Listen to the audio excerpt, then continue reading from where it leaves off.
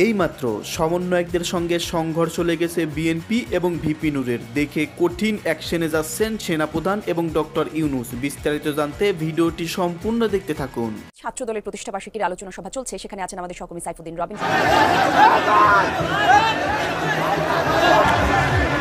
VP নুরের এমন বক্তব্যের পর কেউ কেউ বলছেন যে এই বৈষম্যবিরোধী ছাত্র আন্দোলনের নেতারা বা জাতীয় নাগরিক কমিটির নেতারা ভিপি নুরকে আগামী 24 ঘন্টার মধ্যে একটা স্টেটমেন্ট দিয়ে বসতে পারে তাকে নিয়ে, যে হ্যাঁ তুমি ফেসিবাদের দোসর এখন ভূমিকা পালন করছো, তুমি কিভাবে এই কথা বললা। ভারতের সঙ্গে দেওয়া নেওয়ার সম্পর্ক এটা হতে হবে ন্যায্যতার ভিত্তিতে। এই বক্তব্য সামনে এনেছেন জেনারেল ওয়াকারুজ্জামান প্রথম। আসসালামু আলাইকুম সম্মানিত দর্শক, ভিডিওটি অত্যন্ত গুরুত্বপূর্ণ, আপনারা ভিডিওটি সম্পূর্ণ দেখবেন। সম্মানিত দর্শক মণ্ডলী, এবার সমন্বয়কদের সঙ্গে ভিপি নুরুল হক নুরুল দলের একটা সংঘর্ষে লিপ্ত হচ্ছে। দর্শক মণ্ডলী, আজকের ভিডিওটি আপনারা সম্পূর্ণ দেখলেই বিস্তারিত বুঝতে পারবেন। সেই সাথে আজকে আবার সমন্বয়কদের সঙ্গে বিএনপি ছাত্র দলের একটা সংঘর্ষ হয়েছে। দর্শক মণ্ডলী, সেখানে অনেকেই আহত নিহত হয়েছেন। যাই হোক, আজকের এই ভিডিওটি দেখলেই আপনারা বিস্তারিত বুঝতে পারবেন। সমন্বয়কদের বিরুদ্ধে কঠিন অ্যাকশনে যাচ্ছেন সেনাপ্রধান জেনারেল ওয়াকারুজ্জামান। এমনকি সেনাপ্রধান ওয়াকারুজ্জামান ডক্টর ইউনূসের সঙ্গে বৈঠক করেছেন সমন্বয়কদের বিষয়ে। সমন্বয়কদের উপর কঠিনভাবে ক্ষিপ্ত হয়েছেন ডক্টর ইউনূস। দর্শক মণ্ডলী, ভিডিওটি সম্পূর্ণ দেখলে আপনারা বিস্তারিত বুঝতে পারবেন। তো বেশি কথা না বাড়িয়ে আমরা মূল ভিডিওতে চলে যাই। আপনারা মনোযোগ সহকারে ভিডিওটি সম্পূর্ণ দেখতে থাকুন। ভিপি নুরের এমন বক্তব্যের পর কেউ কেউ বলছেন যে এই বৈষম্যবিরোধী ছাত্র আন্দোলনের নেতারা বা জাতীয় নাগরিক কমিটির নেতারা ভিপি নুরকে আগামী 24 ঘন্টার মধ্যে একটা স্টেটমেন্ট দিয়ে বসতে পারে তাকে নিয়ে, যে হ্যাঁ তুমি ফেসিবাদের দোসর এখন ভূমিকা পালন করছো, তুমি কিভাবে এই কথা বললা, 24কে কিভাবে তুমি এত অবমূল্যায়ন করলা। এই বৈষম্যবিরোধী ছাত্র আন্দোলনের যে নেতারা আছে তাদের যদি অন্তরটাকে আপনি রিড করতে পারেন সামহাও, 71 বড় নাকি 24 বড়, আপনি সরাসরি তাদের কাছে অনুভূতিটা পাবেন 24 বড়। তবে কেউ কেউ আবার 71 বড় সেটাকে মূল্যায়ন করেন। এখন কেন এই প্রশ্নগুলো আসছে? ভিপি নুরের যে বক্তব্য আজকের দিনে সেটা সোজা মানে বৈষম্যবিরোধী ছাত্র আন্দোলন, জাতীয় নাগরিক কমিটি অথবা গতকালকে শহীদ মিনার থেকে যে দাবি দেওয়া হচ্ছে এটার সাথে সম্পূর্ণ সাংঘর্ষিক, আর যার কারণেই ছাত্ররা খেপবে এটা ধারণা করা যায়। তবে তারই বক্তব্যে বিএনপি সহ বাকি যে রাজনৈতিক দলগুলো আছেন তাদের জন্য কিছু স্টেবিলিটি আসবে, বিশেষ করে বিএনপির জন্য। 72-এর সংবিধান বাতিলের কোনো প্রয়োজন নেই, প্রয়োজন এটাকে সংশোধন করা যায়, মানে সংযোজন করা যায়, বিয়োজন করা যায় নির্দিষ্ট কোনো কি বলা হয় যে ধরেন যে অনুচ্ছেদগুলো আছে সেইখানে। কারণ বাংলাদেশের সংবিধান 17 বার সংশোধন করা হয়েছে, এটাকে বাতিলের প্রয়োজন নেই, বরং সবার সঙ্গে আলোচনা করে সংশোধন করা যায়। আর 24-এর ইস্যু সম্পর্কে তিনি আবার বলছেন, কেউ কেউ যখন বলছেন এটা নতুন স্বাধীনতা, দ্বিতীয় স্বাধীনতা, তো তিনি বলছেন জাতি একবারই স্বাধীন হয়, 71-এর সঙ্গে কোনোভাবেই 24-এর তুলনা চলে না। স্বৈরাচার বিরোধী আন্দোলন এটাকে বলা যায়, আমিও এই শব্দটাতে মনে করি যে এটা সঠিক শব্দ। অভ্যুত্থান বলতে পারেন, গণ অভ্যুত্থান বলতে পারেন, কিন্তু দ্বিতীয় স্বাধীনতা বা 1971-এর সেই মহান গৌরব ইতিহাসের সাথে 24-এর এই ইতিহাসকে তুলনা করার আসলে প্রয়োজন হয় না। দুইটা আলাদা, দুইটা স্পেসে কাজ করছে। 90-ও হয়েছিল, তবে এটা ছোটখাটো ছিল, এখন এটা বড়। সংবাদ সম্মেলনে দেশের চলমান রাজনৈতিক পরিস্থিতি নিয়ে ভিপি নুর এবং তাদের যেই টিম আরেকটা ছিল বিভাজন হয়ে গিয়েছিল, তারা আবার এখন একত্রিত হয়েছে। তিনি বলছেন যে বৃহত্তর স্বার্থে আপনার সকল ব্যবধান ভুলে গণ অধিকার পরিষদকে এক করা হয়েছে। দু একজনের বাইরে থাকতে পারে, হয়তো তারেক মোটামুটি যেই মোটা কাটা যেই ক্যারেক্টারটা। আচ্ছা, তো তিনি আপনার বলছেন যে গতকালকের এই আন্দোলন থেকে ভিপি নুরের বক্তব্য, আমরা ইতিমধ্যেই সরকারের নানান দুর্বলতা লক্ষ্য করছি। আইন শৃঙ্খলা পরিস্থিতির উন্নতি হয়নি, আওয়ামী হাইকমান্ডের লোকজন পালিয়ে যাচ্ছে, সচিবালয় আগুন আমাদের হতাশ করছে। শিক্ষার্থীর একটি ঘোষণাপত্রের উদ্যোগ নিয়েছিল, প্রধান উপদেষ্টা সেটিকে সার্বজনীন করার উদ্যোগ নিয়ে জাতিকে একটি বিভাজনের হাত থেকে রক্ষা করেছেন বলে ধন্যবাদ দিয়েছেন। তো তিনি বলছেন এই পরিস্থিতিতে যে কোনো হঠকারী সিদ্ধান্ত দেশকে পেছনে নিয়ে যাবে। দেশ এবং জাতিকে রক্ষায় ঐক্য ও সংহতির ভিত্তিতেই বাংলাদেশকে চালাতে হবে। তো এখানে আপনার বিভিন্ন বক্তব্যের মধ্যে তিনি এই বৈষম্যবিরোধী আন্দোলনের প্ল্যাটফর্মের ভূমিকা নিয়ে যেমন পজিটিভ কথা বলেছেন, তবে তার এই বক্তব্যগুলিকে নিয়ে বরাবরই অনেকে আলোচনা এবং সমালোচনা করে থাকেন। কারণ এই আন্দোলনের যারা নেতারা আছেন তারা কিন্তু একসময় গণ অধিকার পরিষদের কোটা সংস্কার আন্দোলন 2018-তে তারা কানেক্টেড ছিল। তো তারাই 2024-এ এসে সেই কোটা সংস্কার থেকে আজকের এই বৈষম্যবিরোধী জাতীয় নাগরিক কমিটি বা বিভিন্ন জায়গায় আছেন। ভিপি নুরও একসময় তিনি শেখ হাসিনার সামনে গিয়ে বলছিলেন সালাম টালাম করে ওনার চেহারার মধ্যে মারে দেখেন, প্লাস হচ্ছে তিনিও ছোটবেলায় ছাত্রলীগ করতেন। আবার আমাদের বৈষম্যবিরোধী আন্দোলনে অনেকেই তারাও সাবেক ছাত্রলীগ নেতা। তো ভিপি নুরের এই বক্তব্যটা, আজকে তিনি যে বক্তব্যটা দিয়েছেন, আলোচনা সমালোচনা থাকতেই পারে, বাট এই বক্তব্যটা কোথাও না কোথাও দেশকে অস্থিতিশীল পরিস্থিতির মুখ থেকে রক্ষায় তিনি মনে করছেন তার এই বক্তব্যটা সঠিক এবং কি যুগোপযোগী। আপনি কি মনে করেন? এটা কি বিএনপির পক্ষে কোনো অবস্থান নেওয়া, নাকি প্রকৃতপক্ষেই মানে তিনি যেটা বলছেন সেটা বৈষম্যবিরোধী প্ল্যাটফর্মকে কাউন্টার করার জন্য বলছেন, অথবা অন্য কোনো পারসেপশন থেকে বলছেন। এখন হচ্ছে কি আপনার খালি বিভাজন হচ্ছে। তো যে যেই কথাটা বলছে তার বিপরীতে যার সাথে মিলে যাচ্ছে সবাই মনে করছে দে আর এ টিম। আবার বিএনপির সাথে ভিপি নুরের দলের কোনো ভালো পজিটিভ সম্পর্ক এটাও কিন্তু দৃশ্যমান না।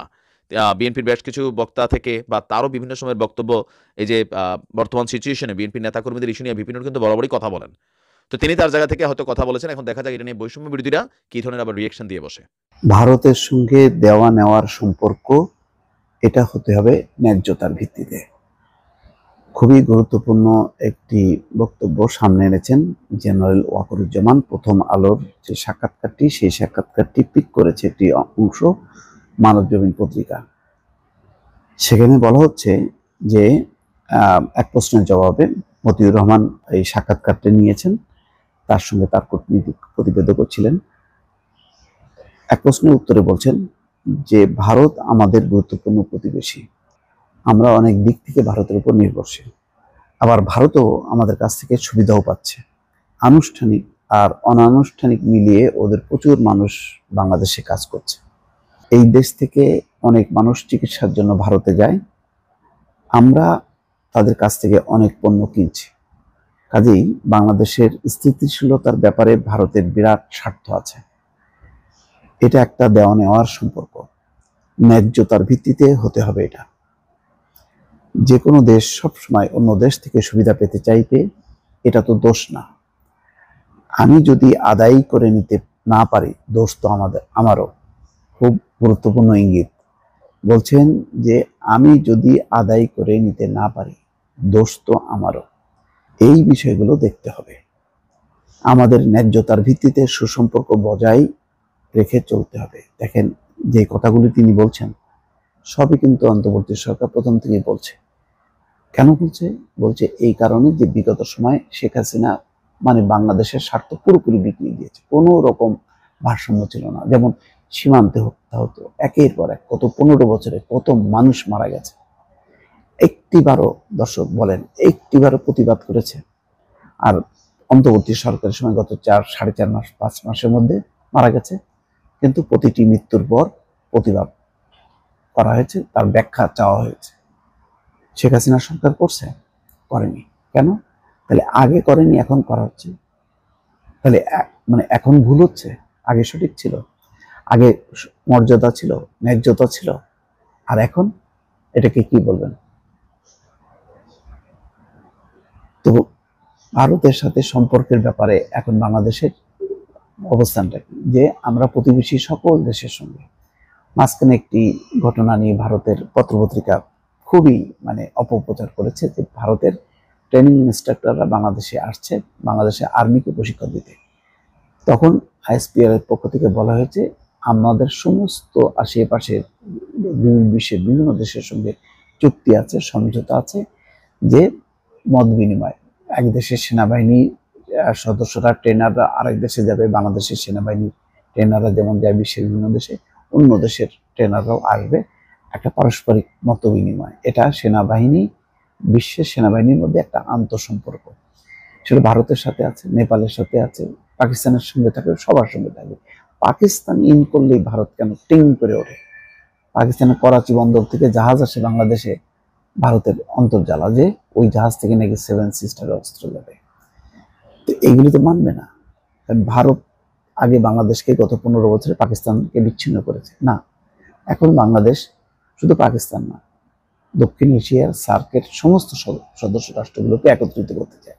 এই জন্য বাংলাদেশের পক্ষ থেকে এবং পাকিস্তানের প্রধানমন্ত্রী শাহবাজ শরীফের পক্ষ থেকে সার্ককে পুনর্জীবনের উদ্যোগ নেওয়া হয়েছে, পুনর্জীবিত করার উদ্যোগ নেওয়া হয়েছে। এটা কি কোনো খারাপ? সম্ভবত সেনাপ্রধানও সেই দিকটাই কথা বলছেন, যে জনগণ যেন কোনোভাবেই মনে না করে ভারত বাংলাদেশের উপর কর্তৃত্ব করছে বা এমন কিছু করছে যা আমাদের স্বার্থের পরিপন্থী। কোনোভাবেই মানুষ যেন এটা না ভাবে।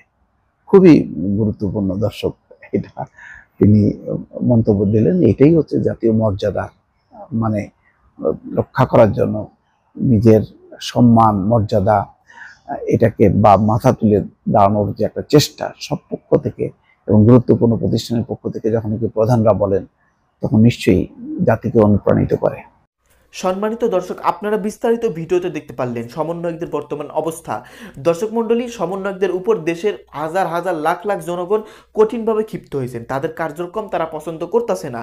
সেই সাথে আবার ভিপি নুরুল হক নূর সমন্বয়কদের সঙ্গে একটা দ্বন্দ্বে লিপ্ত হলেন। সমন্বয়করা যেই কথা বলতেছেন সেই বিপরীত কথা বলতেছেন ভিপি নূর। আজকে আবার বিএনপির সঙ্গে কঠিনভাবে সংঘর্ষে লিপ্ত হয়েছেন সমন্বয়ক শিক্ষার্থীরা। সম্মানিত দর্শক মণ্ডলী, এই বিষয়গুলো পর্যালোচনা করে সেনাপ্রধান জেনারেল ওয়াকারুজ্জামান কঠিন একটা সিদ্ধান্ত নিতে যাচ্ছেন, কঠিনভাবে ক্ষিপ্ত হয়ে গেছেন। এইদিকে আবার ডক্টর ইউনূস, সমন্বয়করা মহা বিপদে পড়তে চলেছে। যাই হোক দর্শক মণ্ডলী, ভিডিওটি দেখে আপনারা বিস্তারিত বুঝতে পেরেছেন। এই সম্পর্কে আপনাদের কোনো মতামত থাকলে ভিডিওর কমেন্ট বক্সে অবশ্যই ঝটপট জানিয়ে দিবেন। ভিডিওর সঙ্গে সম্পূর্ণ আকারে থাকার জন্য আপনাদের সবাইকে অসংখ্য ধন্যবাদ।